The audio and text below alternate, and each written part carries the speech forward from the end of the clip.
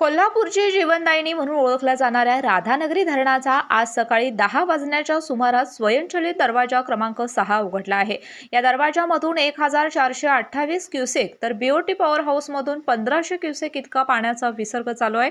असा एकूण 2928 क्युसेक इतका पाण्याचा विसर्ग नदीपात्रामध्ये सोडला जात आहे। त्यामुळे प्रशासनाने नदीकाठच्या लोकांना सतर्कतेचा इशारा दिलाय।